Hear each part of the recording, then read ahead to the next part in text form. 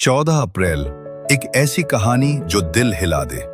भीम जयंती विशेष 14 अप्रैल ये सिर्फ एक तारीख नहीं है, ये उस आग का जन्मदिन है जिसने पूरे भारत को सोचने पर मजबूर कर दिया। ये दिन है डॉक्टर भीमराव अंबेडकर का, एक ऐसे इंसान का जिसने सिर्फ अपने लिए नहीं बल्कि करोड़ों लोगों के लिए जीना चुना। कहानी अंधेरे से उजाले तक। उत्तर प्रदेश के एक छोटे से गांव में एक लड़का रहता था। नाम था रामू। गरीब था, इतना गरीब कि स्कूल जाने से पहले उसे खेतों में काम करना पड़ता था।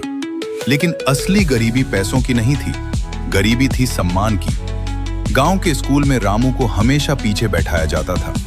उसका पानी का लोटा अलग था, उसकी किताबें छूने से लोग कतराते थे। एक दिन रामू ने अपने मास्टर जी से पूछा, सर, क्या मैं इंसान नहीं हूं?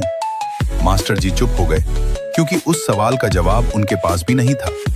एक दिन सब बदल गया। 14 अप्रैल का दिन था। गांव में पहली बार किसी ने भीम जयंती मनाने का फैसला किया। एक बूढ़े शिक्षक आए और उन्होंने बच्चों को एक कहानी सुनाई। एक लड़का था जो स्कूल में पानी नहीं पी सकता था, जिसे कोई छूता नहीं था, लेकिन उसने हार नहीं मानी। वो पढ़ता गया, लड़ता गया और एक दिन वही इंसान भारत का संविधान लिख गया।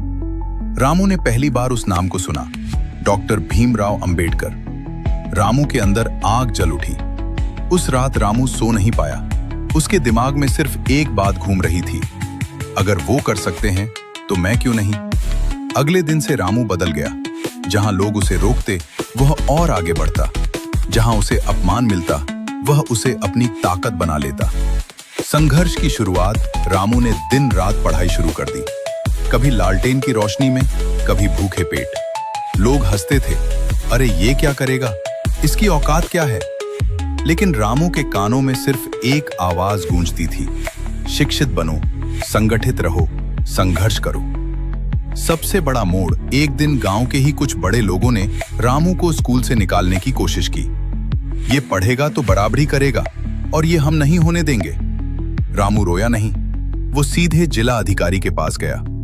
वहां उसने पहली बार संविधान का नाम लिया और बोला, सर, इस देश में मुझे भी पढ़ने का अधिकार है।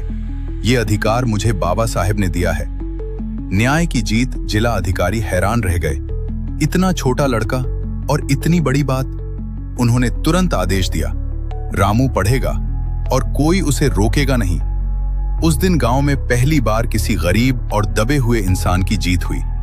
सालों बाद वही रामू जो कभी पीछे बैठता था, आज IAS अधिकारी बन चुका था।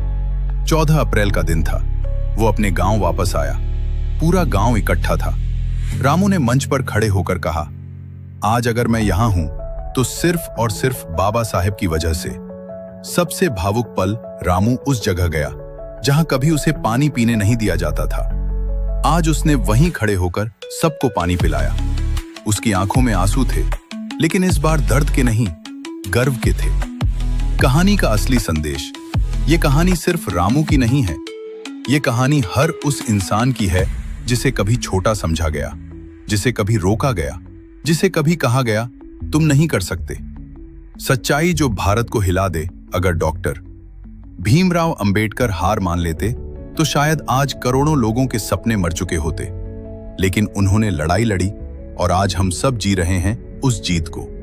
अंतिम शब्द, 14 अप्रैल सिर्फ एक जयंती नहीं है, ये एक क्रांति का दिन है।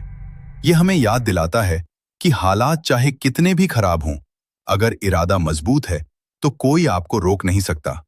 जय भीम, नमन बाबा साहेब।